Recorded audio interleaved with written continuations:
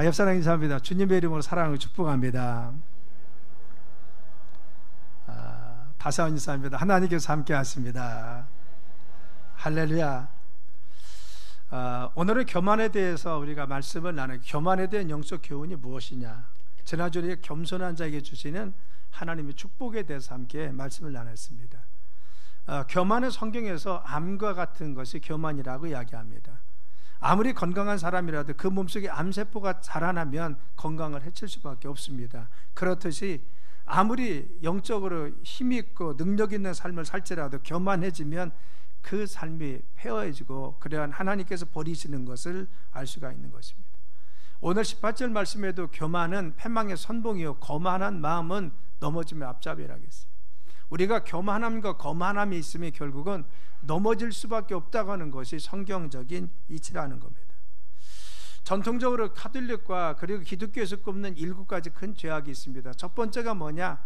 교만입니다. 두 번째는 바로 인색함, 세 번째가 질투, 네 번째가 분노, 다섯 번째가 음욕, 여섯 번째가 탐욕, 마지막 7번째는 나태입니다. 그렇죠. 전통적으로 바로같이 캐톨릭과 기독교에서 7가지 큰 죄를 꼽는데 그 중에 가장 으뜸이 무엇이냐? 가장 큰 죄는 교만입니다. 왜? 교만을 통해서 천사도 타락하게 되었고, 교만을 통해서 하나님 형상들이 지음받은 인간도 타락하게 된 것입니다. 그래서 아우구스티누스는 이야기한 교만은 인간이 빠지기 가장 쉬운 것인 동시에 인간이 극복하기 가장 어려운 것이 뭐냐? 교만이라는 겁니다. 교만은 사람이 가장 빠지기 쉽습니다. 쉽게 넘어질 수 있습니다. 그런데 교만은 극복하기가 가장 어렵다는 겁니다. 그래서 토마스 아퀴나스는 교만은 모든 죄악의 어머니라고 했어요. 그래서 교만하면 모든 죄악이 우리의 삶 가운데 번져서 결국 신앙생활에 온전히 서지 못한다고 하는 것입니다. 탈무드에 보면은, 이스라엘 탈무드에 보면은 바로 포도송이가 무거우면 무거울수록 아래로 숙인다고 했어요. 열매가 많이 맺혀 있으면, 그리고 정말 열매가 견실하면 아래로 숙인다는 겸손을 이야기합니다. 우리나라 속담에도 벼는 익을수록 고개를 숙인다고 하죠.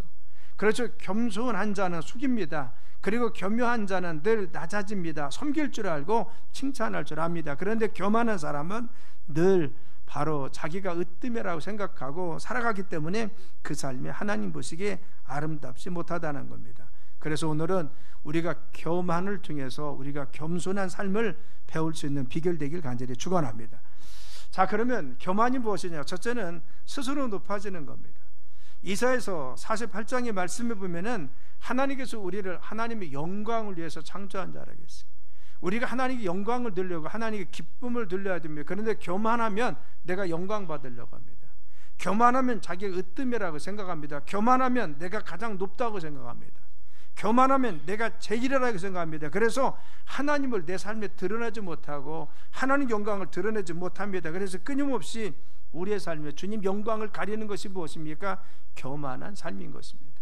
그래서 교만한 삶은 두 번째, 하나님 말씀에 순종치 않는 것이 교만이라는 겁니다. 사무엘상 15장면에 사무엘이 이르되 왕이 스스로 작게 여길 그때 겸손할 때 이스라엘 지파의 머리가 되게 하지 하시죠. 하나님께서 그를 바로 왕으로 세웠습니다. 그런데 어찌하여 왕이 여호와의 목소리를 청종하지 아니하고 탈취하게만 급하여 여호와께서 악하게 여기시는 일을 행했습니까? 라고 했어요. 하나님 말씀에 순종하지 않았어요. 겸손할 때는 순종했습니다. 그래서 하나님께 그를 왕으로 삼았는데 그가 왕이 되자, 그리고 다스리는 자가, 그리고 그가 어느 정도 위치에서 인정받게 되자 그는 악한 사람이 되어서 하나님 말씀에 순종하지 않았습니다. 교만해졌다는 겁니다. 그래서 하나님은 그를 마지막에 악하게 여기셨다는 겁니다. 그래서 사무엘상 15장 그 이후에 보면 22절 23절에 보면 순종이 제사보다 낫고 듣는 것이 순양의 기름보다 낫습니다. 거역하는 것은 점치는 죄와 같고 완고한 것은 사신의 우상에 절하는 죄와 같다는 것. 바로 하나님께 순종하지 않는 거, 하나님의 교만한 거, 당신이 교만해서 내가 으뜸이라고 생각하는 이거, 그래서 말씀에 순종하지 않고 온전히 서지 못하는 것은 우상 숭배와 같은 것이고 바로 잘못된 우상을 섬겨나 같습니다. 그래서 왕이 여호와의 말씀을 거역하였으므로 여호와께서도 왕을 버려 왕이 되지 못하게 하셨습니다. 하나님의 영광을 돌리지 못하고 순종하지 않았더니만 하나님은 그를 버린다고 말씀하여 주는 것입니다. 그래서 바로 이 교만은 하나님을 높이지 못합니다. 하나님께 영광 돌리지 못합니다. 내가 교만한 마음을 가지고 살아가면 하나님 말씀에 그래서 순종하지 않습니다. 그래서 우리의 삶 가운데 결과적으로 하나님께서 기뻐하지 않는다는 겁니다. 그래서 우리는 늘 하나님의 겸손히 말씀에 순종하고 그 말씀을 따라가는 겸손의 삶을 살아야 될 줄 믿습니다. 그래서 겸손은 무엇이냐? 하나님 관계 속에서 하나님을 높이지 않고 말씀에 순종치 않는 거라는 겁니다. 또한 세 번째 교만은 뭐냐? 다른 일을 시기하는 겁니다.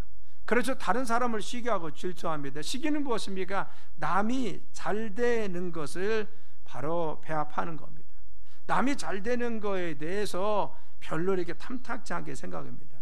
그래서 남이 잘 되는 거, 남이 잘하는 거에 대해서 마음에 기뻐하지 않고 싫어합니다. 나만 잘난 겁니다. 나만 잘합니다. 남들이 조금 잘하는 것 같고 칭찬 듣는 것 같으면 그것이 괜히 내 마음속에 불편해지는 것입니다. 그래서 나만 늘 으뜸이고 나만 늘 잘하고 나만 늘 인정받아야 됩니다. 이것이 무엇입니까? 교만함이라는 겁니다. 그래서 교만은 무엇입니까? 다른 사람을 인정하지 않고 다른 집단을 인정하지 않고 시기하고 질투하는 것이 교만이라는 겁니다.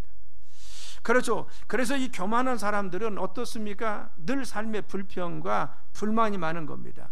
그래서 시편 37편이면 여호와 앞에 잠잠하고 참고 기다리라. 자기 길이 형통하여 악한 꾀를 이루는 자들 때문에 불평하지 말라. 분을 거치고 노를 버리며 불평하지 말라. 오히려 악을 만들 뿐이라 하겠어요.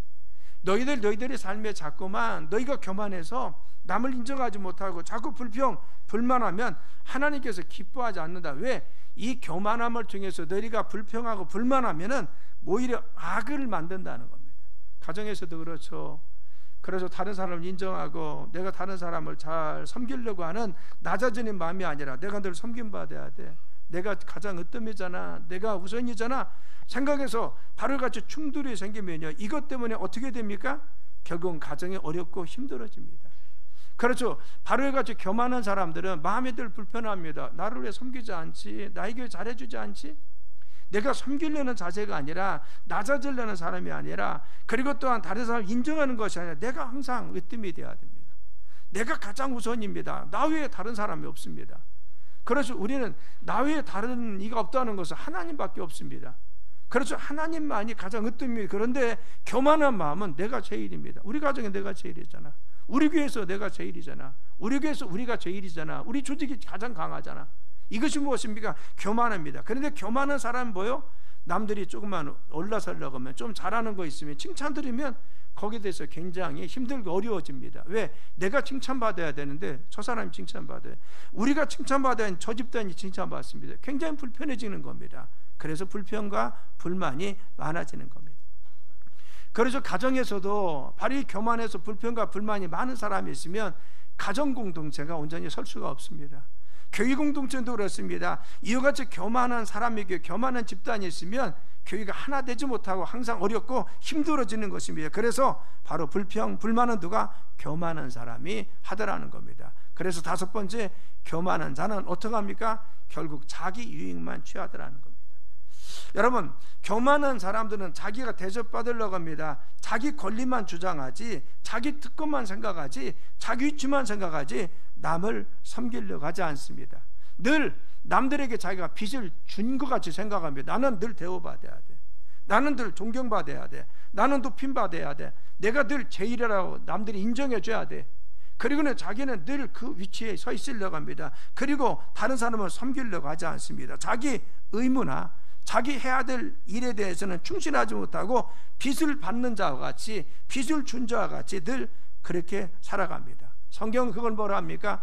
무례히 행한다는 겁니다. 그래서 무례합니다. 그 사람들 늘 자기 위치 속에서 내가 제일이잖아, 나는 늘 높임 받아야지, 아니 내가 당연히 이런 사람인데, 내가 목사인데, 내가 이런 위치에 있는데 자꾸 그것만 주장합니다. 이런 때 성경은 무례행합니다. 그 삶에 예의도 없고 바르지 못하고 관계 속에서 어려워집니다. 만일 가정에서 이런 사람이 한 사람이 있으면, 우리 가족 중에서 그런 사람이 한 사람이 있으면 주변 사람이 얼마나 불편합니까? 그렇죠. 하나 되지 못하는 겁니다. 모든 것을 그 사람에 초점을 맞춰야 되고 그 사람을 위하지 않으면 가정이 온전해질 수 없는 것입니다. 왜? 늘 불평하고 불만하고 알아주지 않으면 늘 시기하고 그리고 질투해서 늘 어려워집니다. 그래서 우리는 중요한 것은 교만하지 않고 겸손할 때 우리가 하나 될 줄 믿습니다. 교회에서도 가정에서도 직장에서도 우리의 삶에 있어서도 우리는 겸손한 자가 있을 때 그 공동체가 하나 되고 하나님 축복할 수 있는 것입니다. 그런데 교만한 사람은 자기가 잘못함에도 불구하고 자기의 약함과 부족함을 인정하지도 않고 알지도 못하다. 여러분, 중요한 것은 겸손한 사람은 자기 죄악을 압니다. 그래서 쉽게 깨닫습니다. 그리고 자기의 잘못에 대해서 인정하고 바로 뉘우칩니다. 하나님 앞에 온전히 서서 하나 되려고 합니다. 그런데 교만한 사람은 자기 부족함을 모릅니다. 자기가 어떤 사람인지 내가 어떻게 하고 있는지 부족을 잘 깨닫지 못합니다. 교만한 사람은 언제나 자기 행동이 옳다고만 생각합니다. 내가 하고 있는 것이 옳아? 이것이 바로. 그래서 예수님은 이런 사람들 뭐라고 했어요? 내 눈에 있는 들보는 보지 못하고 남의 눈에 있는 티만 본다는 겁니다. 그래서 자기에게 더 큰 것이 있는데 그것은 보지 못하고 남들이 있는 자그마한 티를 지적합니다. 그래서 결국은 그 공동체 안에 그리고 또한 가족 안에 어려움을 주는 것이 우리의 삶이라는 겁니다. 그런데 겸손한 자는 그렇지 않습니다. 늘 바로 이와 같이 자신의 삶 가운데 뭔가 어려움이 있으면 자기의 부족함을 봅니다. 내가 정말 어떤 삶이 있는지 자기를 돌아다봅니다. 그래서 겸손히 하나님 앞에 무릎 꿇고 자기 자신의 부족한 것을 자꾸만 고백하면서 온전히 살려갑니다. 가정에서 그리고 직장에서 우리의 삶 가운데 겸손한 사람은 그래서 공동체를 하나 되게 만들고 그리고 또한 가정을 하나 되게 만들어서 아름다운 삶을 살아갈 수가 있는 것입니다. 그래서 우리가 겸손한 자를 주님이 축복하신다 지난주에 말씀드렸습니다. 따랐습니다. 주여 겸손하게 하소서. 그래서 우리 겸손함으로 섬기는 자가 되어야 됩니다. 그러면 하나님께서 교만한 자가 이와 같이 교만이 이런 사람인데 이런 자들에 대한 하나님 책망이 무엇입니까? 첫째는요, 하나님의 은혜가 그 삶에 머물지 못한다는 겁니다. 여러분, 신명기 말씀에 보면은 내가 오늘 내게 명하여 여호와의 명령과 법도와 규례를 지키지 아니하고 내 아는 여호와의 잊어버리지 않도록 삼갈지어다. 이 말씀 어디에? 광야에서 주고 있는 겁니다. 이스라엘 백성들이 곧 가나안 바로 지역에 들어갑니다. 그래서 유다인을 통해서 가나안 땅에 들어갈 시점이 되었는데 그들에게 새로운 하나님 말씀을 주었습니다. 야, 너희들에게 이제는 가나안 땅에 들어가도록 내가 너를 축복할 터인데 너 그곳에 가서 하나님 명령과 규례와 법도 말씀을 잘 지켜, 이겁니다. 그래서 여기서 훈련을 받아서 너희가 40년 동안 훈련받아서 말씀 지키라고 훈련했듯이 이제 너희들 그곳에 가서 첫 번째 해야 될 것은 뭐냐? 하나님 명령과 규례와 법도를 지키라, 그렇게 했어요. 그리고 뭐라고 했어요? 여호와를 잊어버리지 않도록 삼갈지어다. 너가 먹어서 배부르고 아름다운 집을 짓고 거주하게 되며 내 소산의 양이 번성하며 내 은금이 증식되며 내 소유가 다 풍부해질 때에 라고 했어요. 미래의 의지죠. 그래서 너희가 가나안 땅에 도착하면 하나님께서 내 집을 주어서 안정되게 살게 한다는 겁니다. 지금 텐트 생활하고 있잖아요.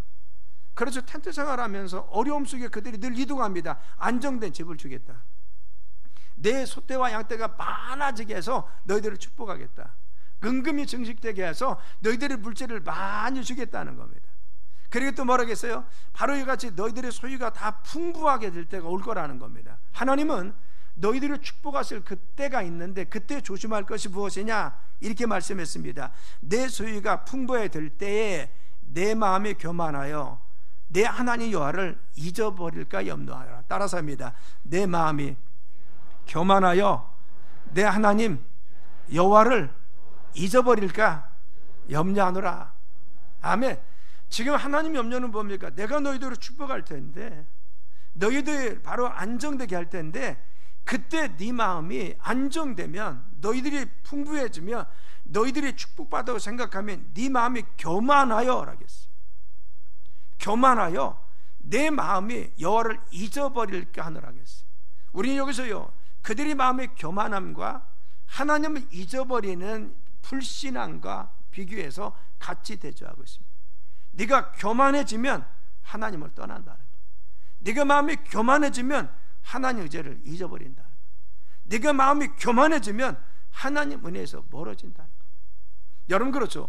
우리가 마음이 교만해지면 하나님 은혜에서 멀어집니다.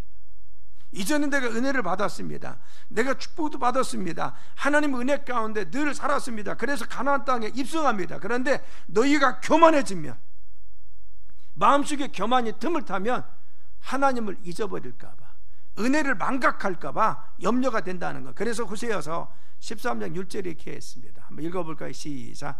그들이 먹여준 대로 배가 부르니 그들이 마음이 교만하여 이로 말미암아 나를 잊었느니라. 아멘. 여러분, 이스라엘 백성들은 책망하는 것입니다. 너희들을 내가 지금 배부르게 했는데 결국 어떻게 했어요? 하나님 잊어버렸다는 것. 하나님께서는 그들의 삶을 축복해 주었습니다. 그러면 이 은혜 가운데 하나님 나를 축복해 줬습니다. 하나님께 나를 이렇게 세워주었습니다 하면서 겸손히 은혜 가운데 그 은혜를 기억하면서 하나님께 겸손한 믿음 가운데 서 있어야 되는데, 삶이 안정되고 부유해지자 이제는 교만해졌습니다. 그래서 결국은 어떻게 됐습니까? 하나님을 잊어버리고 망각하더라는 거예요. 우리는 다윗의 삶을 보면 그렇죠. 다윗이 사울에게 쫓기고 있을 때, 그리고 그가 들판에서 아버지 양떼를 키울 때는요 늘 겸손했습니다. 그래서 하나님 은혜를 구했어요. 여호와는 나의 목자시니 내게 부족함이 없다 하겠어요. 늘 주님을 찬양했습니다. 내가 주님을 사랑하는 나의 힘이 되시고, 그리고 나의 유서가 되시고, 나의 반석이 되시고, 나의 능력이 되십니다. 그 하나님을 의지했습니다. 그렇죠. 그의 삶 가운데 얼마나 하나님 말씀을 청종하고 따랐느냐. 자기는 사울을 죽일 기회가 2번이나 있었습니다. 그런데 주님의 기름 부은 종을 내 마음대로 할 수 없다고 해서 머리털 하나 상하지 않고 다치지 않도록 그를 안전하게 그냥 놔두었습니다. 그리고는 하나님의 손에 맡겼습니다.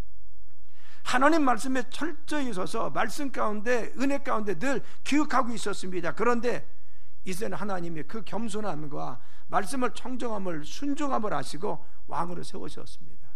이제 왕국이 안정되었습니다. 그래서 편안해지자 그 마음속이 교만해졌어요. 내가 이 나라의 바로 왕이라는 겁니다. 내가 군주라는 것입니다. 바로 이 모든 것이 왕에게 속해 있다는 겁니다. 그래서 교만해졌습니다. 그래서 자기 마음속에 교만함에 들자 왕궁을 거닐다가 한 여인을 보고 음욕을 품습니다. 분명히 다른 사람의 아내입니다. 그런데 모든 나라가 자기 것입니다. 그래서 그 여인과 음욕을 품고 결국은 바로 음란의 죄를 범해서 하나님의 큰 죄를 범한 것을 알 수가 있습니다. 마음속에 교만함이 들자, 마음속에 하나님 앞에서 온전히 설 수 있는 교만한 마음이 들어서 겸손치 못하자 그는 죄악 가운데 빠져서 결국 하나님 은혜 가운데서 멀어진 것을 알 수가 있는 것입니다. 우리의 삶에 마음의 교만함 무엇입니까? 은혜를 해치는 겁니다. 내가 마음속에 교만한 사람은 은혜에서 멀어져 있습니다. 내가 마음속에 교만한 마음이 있으면 내가 하나님 은혜 가운데 멀어져 있다는 사실을 우리는 알아야 됩니다. 두 번째, 은혜에서 멀어진 사람은 무엇입니까? 교만한 사람은 수치를 당하게 한다. 잠언 11장 2절에 보면요 표준 세번역이 했습니다. 교만한 사람에게는 수치가 따르지만 겸손한 사람에게는 지혜가 따른다. 그래서 교만한 사람 수치, 바로 그의 삶에 바로 개역개정파는 욕을 당한다 하겠어요. 그렇죠. 수치를 당합니다. 우리가 공동 번역에 보면 잘난 체 하다가는 창피를 당하는 법이고, 슬기우는 사람은 분수를 차린다. 내가 자꾸 내가 잘났어, 내가 똑똑해, 내가 제일이잖아, 나밖에 없잖아. 그래서 늘 섬김받아야 되고, 내가 으뜸이라 생각하고, 남들이 좀 올라오려면 자꾸 시기하고 질투하고 인정하지 않고. 여러분, 그런 사람이 있어요. 가정이 얼마나 어려워요. 공동체가 얼마나 어렵습니까? 어떤 조직이 얼마나 어려워요. 그렇죠. 바로 같이 힘들고 어렵습니다. 그런데 교만한 사람은 어떻게 합니까? 나중에는 하나님이 수치를 당하게 한다는 거예요. 수치는 뭐예요? 창피당하게, 하나님이 세워주지 않다는 거예요. 잠언 16장 5절이 뭐냐? 읽어볼까요? 잠언 16장 5절 띄워봐. 자, 시작. 무릇 마음에 교만한 자를 여호와께서 미워하시나니 피차 손을 잡을지라도 벌을 면하지 못하리라. 여러분, 피차 손을 잡는다는 거 뭐예요? 아무리 옆에서 도와준다 해도, 아무리 옆에서 힘을 쓴다 해도 하나님께서 그를 세워주지 않는다는 겁니다. 그렇죠. 교만한 자는 하나님께서 미워하신다 했어요. 왜? 이 교만이 죄의 씨앗입니다. 그렇죠. 죄의 어머니가 뭐예요? 교만입니다. 그래서 교만은 뭐 하나님을 대적하게 만드는 거예요. 영적으로 우리가 보면 교만한 사람 결국은 하나님의 대적하게 되어 있다는 겁니다. 내가 삶에 있어서 우리가 신앙생활 한다고 하지만 교만한 사람, 하나님 대적하는 삶이 그 삶을 통해서 드러납니다. 우리가 요즘 공동체 성경 읽기 다니엘서 이제 끝났잖아요. 오늘 끝납니다. 다니엘서 4장에 보면은 느부갓네살 왕이 나오잖아요. 그가 사드락과 메삭과 아벳느고의 기적을 보고 하나님 찬양했잖아요. 그리고 또 다니엘을 얼마나 사랑하고 아꼈습니까? 다니엘의 그 정말 하나님 역사하심을 보고 나중에 찬양하긴 합니다. 그런데 4장에 아주 중요한 말씀이 나오는데요, 다니엘이 경고했습니다. 하나님 말씀에 순종할 것을 느부갓네살에게 경고했어요. 그런데 그 말씀에 순종하면 얼마나 좋아요. 그가 하나님의 살아계심을 인정하고 찬양했잖아요. 그런데 순종하면 좋은데 어떤 이야기가 나요? 30절에 이 큰 바벨론은 내 능력과 권세로 건설하여 나의 도성으로 삼고 이것으로 내 위엄의 영광을 나타내는 것이 아니냐. 그래서 이 바벨론, 이 큰 도성, 내 능력과 권력이라. 당시에 바벨론은 오늘날 미국과 같은 존재죠. 그렇죠. 이 나라가 세워진 것이 바로 이 왕권이 가지고 있는 바벨론의 능력이 아니냐, 이 큰 권세가 아니냐, 누가 감히 해칠 수 있냐는 겁니다. 이 도성 아무도 올 수 없다는 겁니다. 이 위엄과 영광을 나타내는 것이 아니냐, 이 능력이 있다는 것. 그래서 순종하지 않았습니다. 그래서 그 뒤에 나오는 것이 뭐예요? 말씀대로요. 그가 머리가 풀어지고 옷은 헤어지고 바람에 날리고, 이게 뭐예요? 사람이 정신 이상이 된다는 겁니다. 그 표현은요, 나중에는 정신 이상이 되어서 바로 수완이 찰 때까지 그는 정신 이상, 들에 바로와 같이, 나그네와 같이, 바람과 같이 정말 그 방랑하다가 나중에 다시 돌아옵니다. 회개하고. 그래서 우리의 삶에 교만한 자 하나님이 세워주지 않습니다. 교만한 자 하나님께서 인정하지 않습니다. 겸손한 자는 주님이 세워주십니다. 겸손한 자는 주님께서 이렇게 세워주십니다. 사울이 그렇습니다. 그의 삶에 겸손하지 못하고 교만해서 하나님은 그의 삶에 수치를 당하게 하시고 그 가문이 바로 하나님 앞에 진노의 대상이 되고 말았습니다.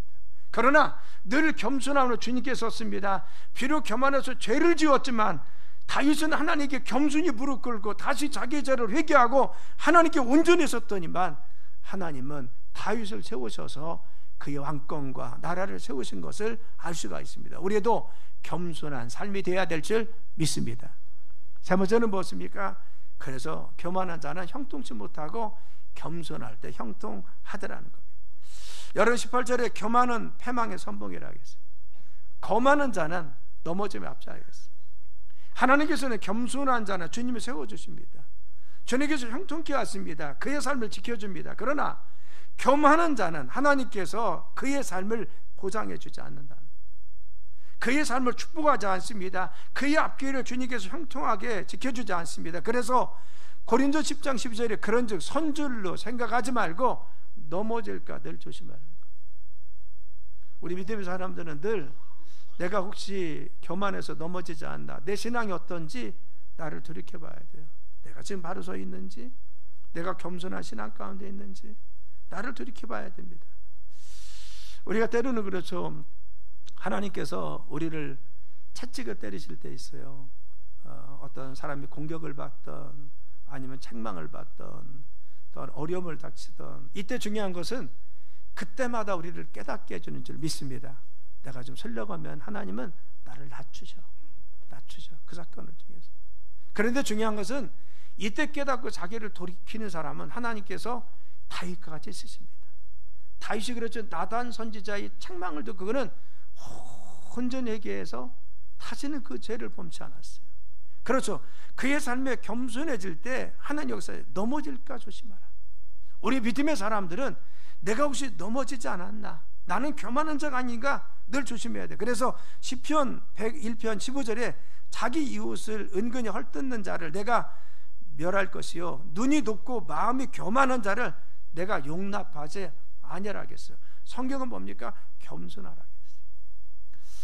어느 은행에 지점장님이 있었습니다. 이번에 굉장히 잘 나갔어요. 너무너무 인정을 받습니다. 그래서 이분이 너무 실력 있고 똑똑하고 그리고 잘해서 바로 인정받아서 오사카 지점, 일본의 오사카 지점으로 지점장을 발령납니다. 자기가 이제 해외 근무를 하고 나서 거기서도 인정받으면 높은 직급까지 올라갈 수가 있어요. 그래서 이제는 내가 잘해야지, 내가 지금까지 잘했으니까 나는 잘할 거야. 일본에 갔습니다. 그런데 일본에 가서 아무리 시도해도 어려운 일을 당했어요. 실적이 오르지 않는 겁니다. 그래서 결국은 그 사람은 좌천됩니다. 실적이 너무 나빠서 다시 한국으로 소환돼서 바로 변두리에 있는 자그마한 지점의 지점장으로 발령받았어요. 이 지점장님은 그때서야 하나님 앞에 회개하기 시작했어요. 나는 내가 잘나고 내가 똑똑하고 내가 능력 있고 내가 인맥이 좋은 줄 알았는데, 내가 일본에 가보니까 그것이 내 실력이 아니라 하나님이 도와주셨다는 걸 알았어요. 하나님이 도와주시고 그동안 내 주변에서 기도한 기도에 응답해서 하나님께서 사람도 붙여주고 환경도 열어줬기 때문에 내가 잘 나간 것이지 내 힘으로 되는 것이 아니구나, 내 똑똑함으로 되는 것이 아니라 철저히 하나님 앞에, 하나님 저는 실패했습니다, 교만했습니다, 하나님 주님이 도와주셔야 내가 세워질 수가 있습니다, 용서해 주세요, 철저히 회개합니다. 하나님께 새벽 예배도 드리고 늘 주님께 울면서 기도했습니다. 다시 한번 기회 달라고. 그런데 또 그곳에서 실적이 나타났어요. 하나님이 그를 도와주었습니다. 그래서 나중에는 명동 지점장으로 가서 그 은행에서 크게 활동한 것을, 그가 간증하는 것을 제가 보았어요. 그래서 우리의 삶 가운데 내가 높아지려고 하면요, 온전히 설 수가 없습니다. 그래서 바로 그 당시에 300개 지점 중에서 가장 1등하는 정말 지점장으로서 인정받는 사람이 되었다는 겁니다.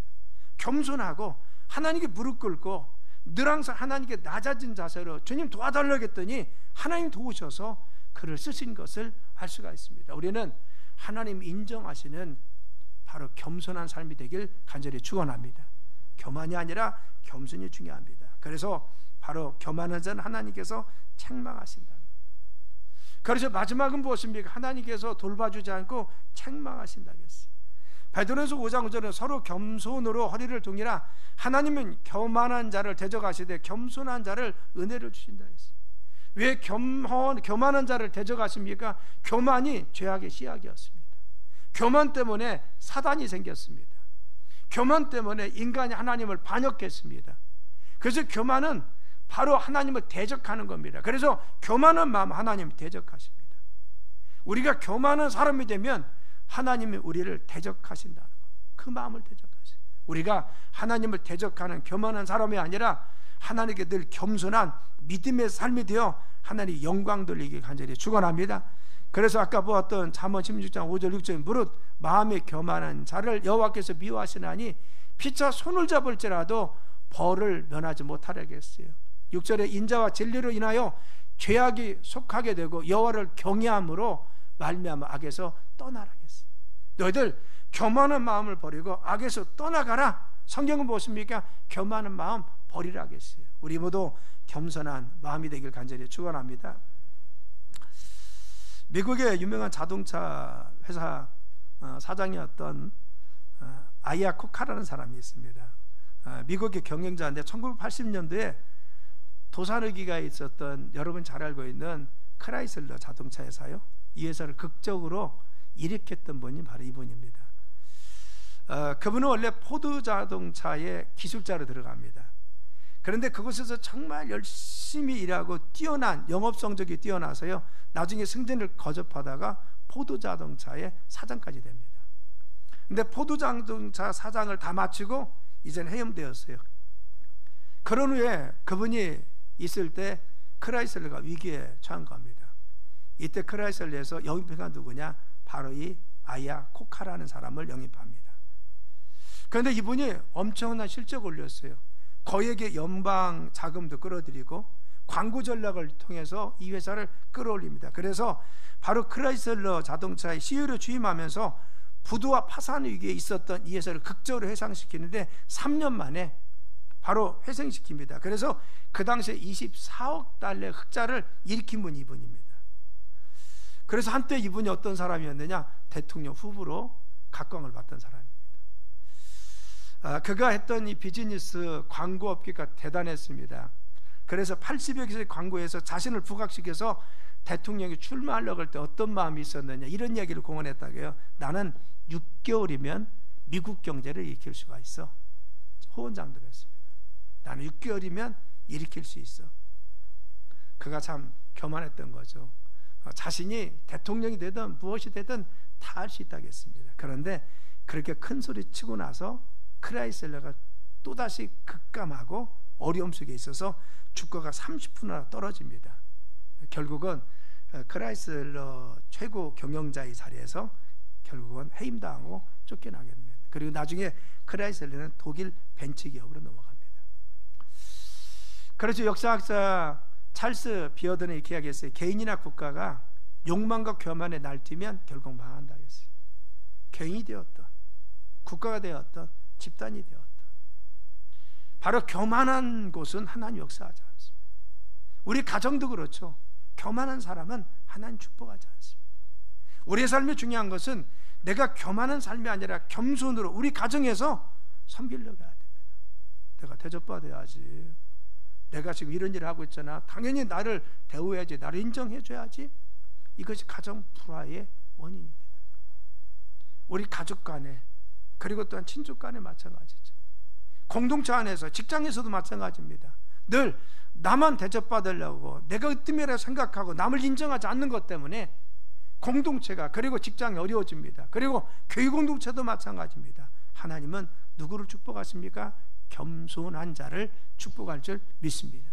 인정해주고 세워주려고 하고 서로 독려해주고 겸손히 낮아짐으로 남이 나보다 낫다는 것을 인정해서 바로 칭찬과 격려하면서 하나님의 아름다운 공동체를 이루려고 하는 믿음의 사람들을 주께서 축복하시고 역사할 줄 믿습니다.